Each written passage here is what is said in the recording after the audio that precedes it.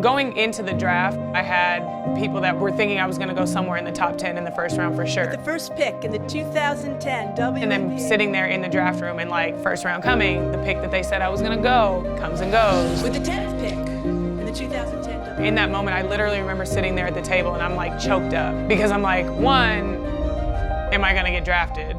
Two, here they go doubting you again. With the 17th pick in the 2010 WNBA draft, the San Antonio Silver Stars select Alysha Clark from Middle Tennessee State University. When my name finally got called, you know, just what brought me back out of it was just seeing the joy on my parents' faces. All her career, she's been told what she can't do. You're too short, you gotta go to Belmont to play, nobody else wanted her to play. At Middle Tennessee, leading the country in scoring the last 2 years. You've been the it girl on your team. How's it gonna be now playing with a star like Becky Hammon, being a complimentary player? I'm a team player, and so whatever my role is, I'm gonna take it on and make sure I do the best. We always valued second-round picks, and a lot of them made our team. I had noticed Alysha Clark at Middle Tennessee. She had a presence, especially in the post area, was crafty, strong. Going into San Antonio that first year, I was overwhelmed because you're gonna have to be a guard, and this is what you're gonna transition into. You're gonna be, our project. Like, I'm going against freaking Becky Hammon on the perimeter, and players who've played a guard their entire life. Perimeter play, she calls swings, get below the white line. And getting burnt, getting worked. But I'm like, I don't want this to defeat me. Be sharp, let's finish it off. And I felt like I was getting better, as camp went on, and then, cuts start coming. I was the last cut. We talked about what she would have to do maybe to play the league. You'd have to develop a three-point shot. You need to maybe define yourself as a defender, and you can do that by going overseas. You can do that by, maybe investing and understanding what you got to do to be in this league. But the truth is, you're not coming from here. Her agent called me the next year and said, any chance she'd want her back? I said, I'd love to have her back. But again, it's not going to be an easy lineup to make. Brought her in, and again, she's the last. I cut her a second time. They want to keep a bigger player. And I was like, I can't change my height, so at that point I was like, I'm good on the W. Like, they keep telling me things that like, I can't fix, that I can't change, like I'm doing this, and if it's not good enough, I don't know what else I can do. We're built to be better than our best. Good, better, best, never let it rest. So your good is your better, and your better is your best. That was my dad. My dad would say that to us all the time.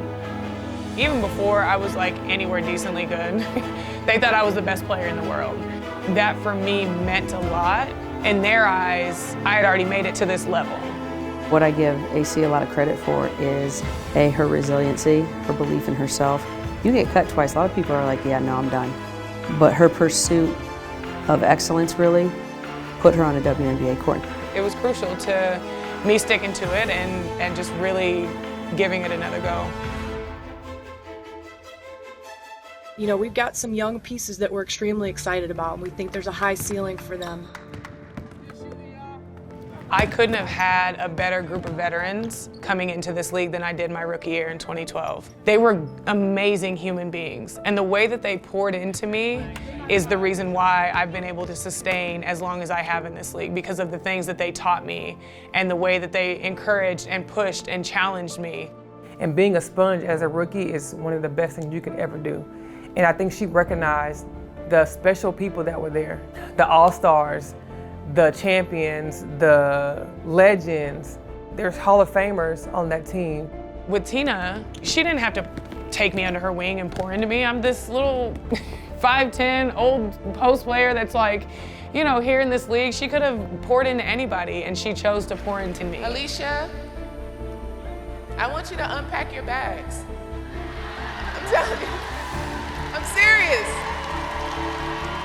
That made me feel so important because it's like she saw me. And, when you have somebody like her validating you, it speaks volumes. You belong here. You're one of the hardest working players.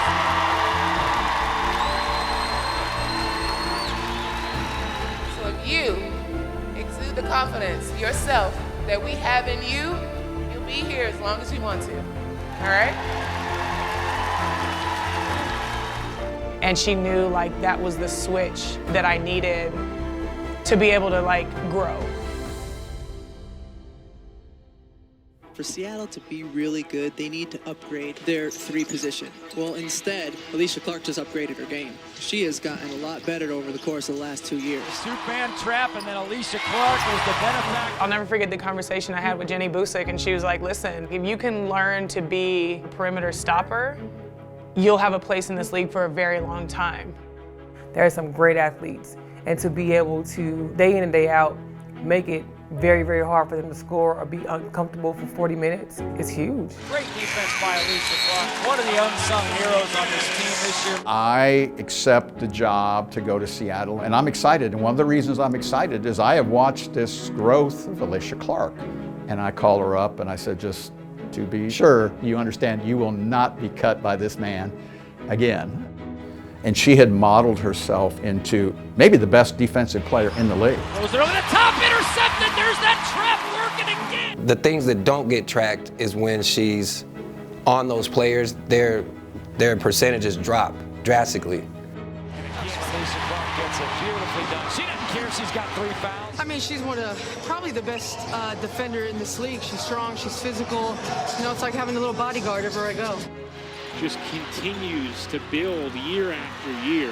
She's first in the WNBA in three-point percentage, 47% entering this game, and now 3 of 5 tonight. When 2018 hit, listen, the confidence that we had as a group, I don't care who you put in front of us, we knew nobody stood a chance. She was such an integral part of that championship team in 2018 that we had. She became a big-time shot maker.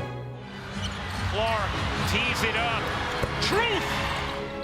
How big has Alysha Clark been tonight? Seattle Storm, your 2018 WNBA champion! To be there in that moment, like I was just so overwhelmed. That 7-year journey was completed with that championship. Alysha Clark, to me, embodied Seattle basketball. My dad was extremely proud of her. He was like, you know, I got 3 boys, you know, and I never thought that one of my daughters would be the professional athlete in the family. He wanted her to know how well she did, how proud of her we were, that we loved her and cared for her. Just seeing the joy and the pride on their faces, they've been there for all the big moments, and so for them to be there for this one, it was really, really special. It's no secret that the WNBA has been on the forefront in the fight for social justice for many years. For me, 2020 was the first time I think I found my voice as an advocate. Being on the court every day, having our season dedicated to the Say Her Name campaign and having the name across our jerseys allowed us to play for something bigger than ourselves. I don't care if you're upset. I don't care if your feathers are ruffled. I don't care if it makes you feel a little bit uncomfortable. This is the reality. As a WNBA, we are about inclusion. You know, we're about equality. And so to have somebody a part of our league owning a team that opposes the equality of Black lives just doesn't make sense. And she needs to go. Our dad was a Black Panther, original.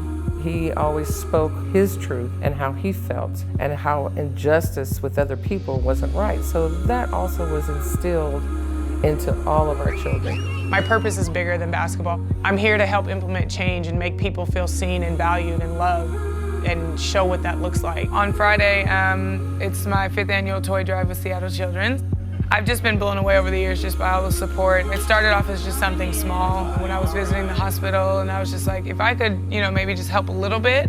I mean, if I can get a few people to bring a couple of toys for the playroom, you know, then that'll be awesome. Oh man, AC her heart is so pure. It is so giving. And I remember when she played in Seattle, she was honestly the first player that I kind of saw that inspired me to want to continue to get out in community when she did her toy drive there, and how everyone was so bought into it. When I got to bring her those toys, you could just see on her face like how much it meant to her, because she spent so much time at that hospital with those kids. You know, that's just who she is. She cares. No, the kids at the hospital, like on delivery day, the smiles on their faces just for something this simple. You guys have no idea how much this means. Seattle was a place of comfort for me. You know, it was home. I was able to grow there as a player, as a woman. In a year we will never forget, the Seattle Storm are the team we will always remember. They are your 2020 WNBA Champions. And so to have to say goodbye to people that were like family, a community that has supported you, it was extremely hard. But there was, that sense of like, it's time for a change.